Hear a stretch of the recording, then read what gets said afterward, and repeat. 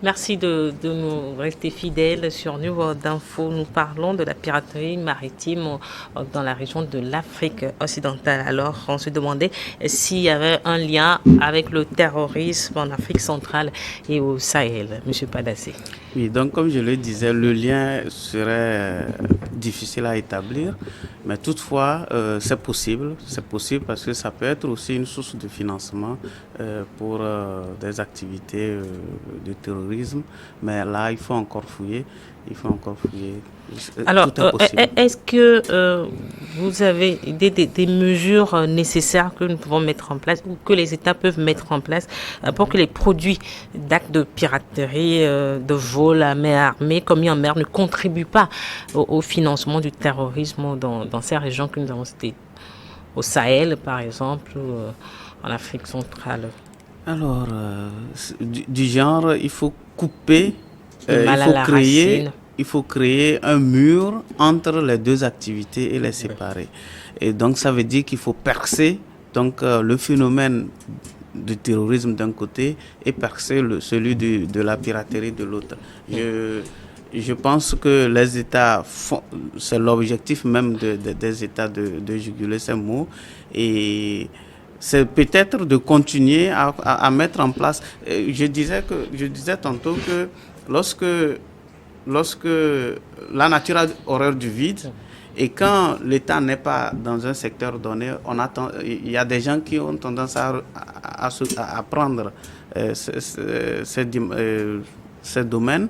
Et je peux dire que si les États font des efforts pour justement séparer ou alors stopper le mal à la racine, ça permettra effectivement de dissocier ces deux activités, peut-être éviter que l'un puisse financer l'autre et pourquoi pas venir à bout de ces deux phénomènes. Alors, comment aujourd'hui la lutte s'organise?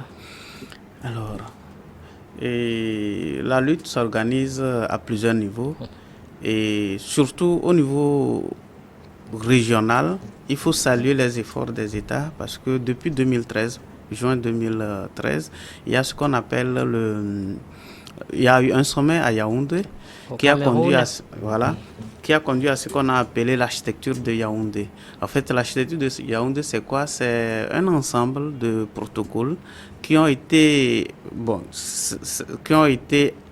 admis ou acceptés par tous les États partis pour s'organiser en zone et pour la lutte. Donc, il y a un centre de coordination interrégionale qui est là et qui est représenté en deux. D'un côté, le CRESMAO pour l'Afrique de l'Ouest, c'est-à-dire que le Centre régional de coordination maritime de l'Afrique de l'Ouest, et de l'autre côté, le CRESMAC qui pour l'Afrique centrale. Donc ces deux organisations sont donc au niveau de chaque pays représentés et ils coordonnent tout ça là à travers des exercices et des mécanismes de surveillance, donc le partage d'informations et la lutte transfrontalière. Et donc, par exemple, au Togo, on a la base, le COM-base qui permet de remonter les informations vers le centre régional et aussi de distiller les informations venant du centre vers les acteurs. Et donc, tout navire qui est aujourd'hui attaqué ou ici il y a menace quelque part, c'est rapidement su et les moyens sont mis en manœuvre pour juguler. En dehors de ça, dans la pratique, il y a des exercices qui sont organisés annuellement, trimestriellement pour les actes de piraterie et sans compter également le soutien des exercices comment en haute mer? Oui, des exercices grandeur nature. Hein. Par exemple, l'exercice qu'on appelle au Bangame, c'est un exercice maritime qui est d'une grande envergure, qui regroupe tous les États côtiers et avec le soutien de la marine nationale française. Tous les États côtiers du monde? Non, de l'Afrique. Là, je suis dans le cadre de l'Afrique de l'Ouest.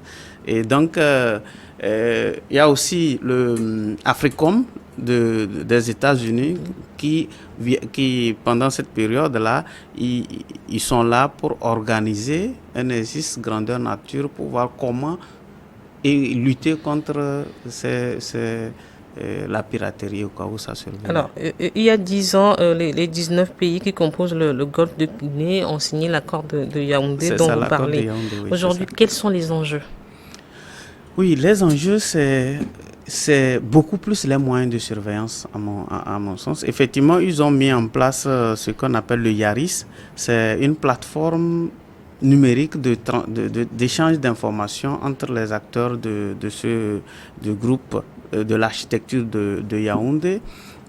Et la surveillance, c'est quoi? Ils utilisent tous les moyens nécessaires, les radars, les transmissions radio et autres. Mais aussi, je pense que les moyens qu'il faut peut-être ajouter serait au niveau maritime même, qu'il puisse aller jusqu'en haute mer, faire la surveillance depuis... Vous parlez des moyens techniques? Oui, techniques.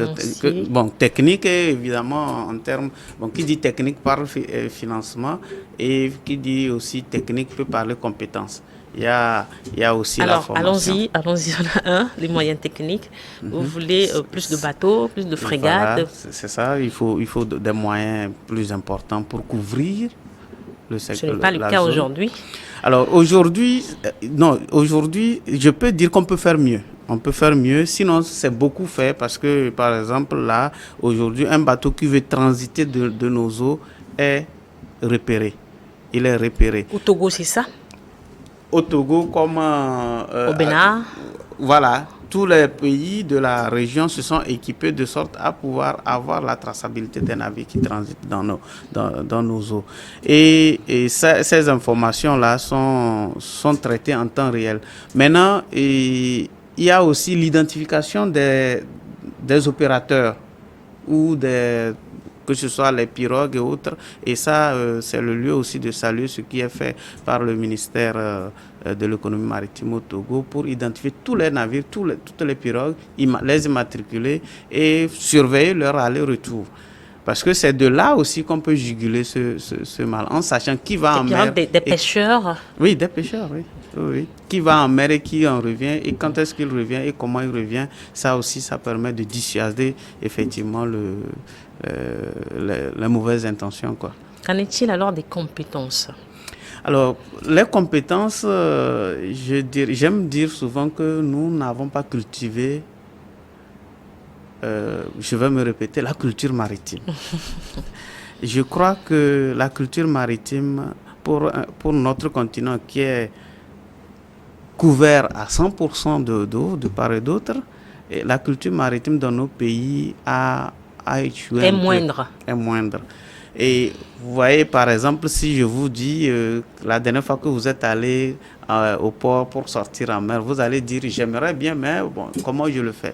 Tout ça là parce que ce secteur qui permet le tourisme, qui permet aux gens de développer une certaine culture maritime n'y est pas. Et donc la compétence peut venir à travers l'intérêt que l'on peut porter à une chose. Et cet intérêt ne peut pas intervenir si nous ne connaissons pas la chose. Si nous ne connaissons pas la chose, moi par exemple, je suis devenu marin par, je ne vais pas dire par le hasard, mais je connaissais le port, mais je ne savais pas exactement qu'est-ce qu'il y a derrière, à part le fait de l'activité portière. Et donc, que ce soit les formations aujourd'hui, l'université de Lomé a mis en place l'Institut des métiers de la mer. Je crois que c'est en cours, mais ça demande de faire des efforts pour avoir des formations de qualité. Donc c'est l'un des défis des États côtiers de l'Afrique de l'Ouest. Est-ce que vous avez touché de doigt cette particularité dans vos recherches, parce que vous êtes un chercheur? Oui, d'ailleurs même il y avait un colloque qui avait été organisé au Burkina, je crois, sur la qualité des formations en Afrique. Et je m'étais essayé à vouloir ressortir une cartographie des centres qui forment les acteurs dans le secteur maritime. Et je me suis rendu compte que pour une côte de 5700 km, quand même, on n'a que 2 centres, du moins en plus celui du Nigeria, qui ont des centres de formation vraiment reconnus par les organisations internationales. Le Nigeria et quel autre pays? Donc le Nigeria, le Ghana et la Côte d'Ivoire. Bon, c'est vrai que le Sénégal, eux, ils ont une école, mais qui est beaucoup plus pour la formation interne de leurs marins. Et comment est-ce que vous expliquez ça? Encore une fois, la culture maritime. Oui, mais il faut dire que par exemple le Sénégal, c'est un pays qui a une grande culture maritime, hein. Le Sénégal, le Nigeria, c'est des pays quand même qui ont une culture maritime. Alors, justement, parlons du Nigeria. Ce pays a pris des mesures fortes en juillet 2021. Par exemple, la justice a condamné à 12 ans d'emprisonnement 10 hommes qui ont détourné une année auparavant, c'est-à-dire en 2020, au large des côtes ivoiriennes, un navire chinois. Est-ce que vous pensez que les pays côtiers de la CEDEAO ont un cadre juridique adapté quand il s'agit de répression des actes de piraterie maritime? Bon, je crois que la loi est toujours une jurisprudence. Et donc, ce phénomène de piraterie est très récent, ce qui explique que ça n'existait pas réellement dans les textes que nous connaissons. Par exemple, le Togo c'est tout récemment que le Togo a adopté un texte dans ce sens et qui a permis de lancer comment on appelle ça, je crois que c'était l'année passée où la Cour a pu juger des pirates. Et donc je crois que oui, il y a un retard, comme je le disais, dans la régulation. Mais aujourd'hui, les États sont réveillés et ça va très vite. Ça va très vite. Aujourd'hui également, des associations dénoncent le surpeuplement des centres pénitentiaires. Est-ce que les États ont vraiment pris des mesures nécessaires pour ne pas venir encore surpeupler ces centres-là? Bon, ça, c'est... Je suppose que vous avez fait ces recherches, ou bien vos recherches n'ont pas porté sur cette problématique. Sur la vie carcérale? Non. Sur le désengorgement de ces prisons pour que les pirates ne viennent plus encore grossir les rangs de ces centres. Je crois que je dirais que c'est un des aspects que vous venez de me donner là. Je n'avais pas réfléchi dans ce sens, mais oui, pourquoi pas. Pourquoi pas? En fait, je dirais que c'est un phénomène quand même anormal. C'est un phénomène anormal qui est arrivé et que les États vont faire l'essentiel pour le juguler. Et une fois que ce serait jugulé, normalement, le problème ne se posera plus. Le problème ne se posera plus. Et heureusement, comme je le dis, les chiffres montrent que c'est en déclin. Alors, les marines occidentales dont les navires étaient venus prêter main forte aux pays africains qui bordent le golfe de Guinée se ressentent aujourd'hui sur l'Europe avec la guerre en Ukraine. Est-ce qu'il y a un risque plus accru de voir ces chiffres augmenter puisque vous êtes là, vous dites que ce n'est pas le cas aujourd'hui? Oui, effectivement, il y a un risque. Je sais que, par exemple, n'eût été la case Covid, certainement qu'aujourd'hui, la piraterie serait probablement une histoire qu'on va dire qui ferait partie de notre passé.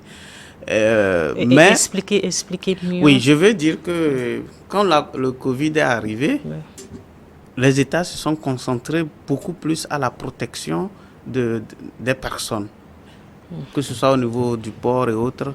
La protection des personnes était importante et la maladie était supposée être contagieuse et autres. Donc celui-là qui veut faire de la piraterie, elle n'était pas supposée, elle était vraiment contagieuse. La maladie, on l'a rectifié. Oui, d'accord, oui. Et elle était elle est contagieuse, elle est contagieuse. Et donc ce qui fait que moi, par exemple, je me rappelle quand c'est arrivé, pilote que je suis, pour aller monter sur un navire, c'était la peur au ventre. Mais si je ne suis pas, si c'est un pirate, lui, il peut trouver que c'est l'occasion rêvée. Vous voyez, parce que tout le monde a tendance à rester chez lui. Donc, mais pourtant, c'est en cette période que les actes d'accrochage ont baissé, selon les études. Oui, c'est pourquoi je disais que n'eût été, il y a des chances que ce soit de l'histoire ancienne. Je ne sais pas si voilà.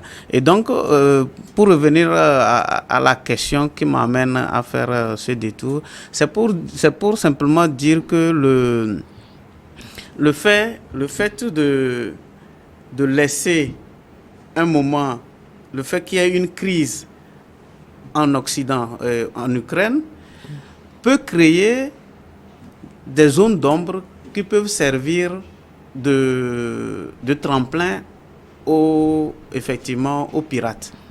C'est là où je vais en venir, au fait. C'est là où je vais. Effectivement, donc oui, la crise en Ukraine peut constituer un élément pour augmenter, mais bon, on verra. Alors, le Togo a mobilisé l'Afrique tout entière contre l'insécurité maritime en octobre 2016. Quelles sont les avancées aujourd'hui sur la question? Alors oui, c'est une fierté, hein. Moi sincèrement en tant que marin, la charte de l'ONU sur la sécurité et le développement en Afrique, c'est une fierté pour moi de dire que oui, c'est mon pays qui a porté cette convention-là.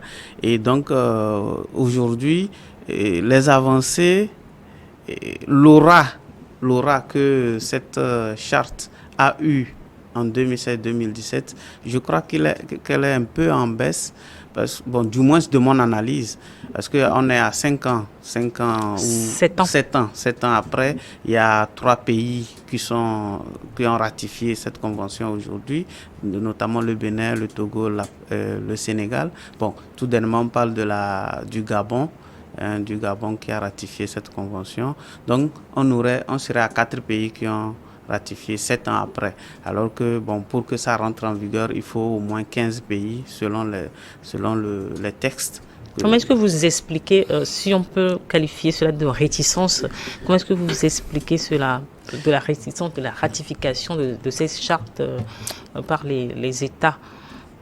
Alors, comment je peux expliquer ça? Pour moi, sécurité et économie vont de pair. Quand il y a la sécurité, l'économie se porte bien.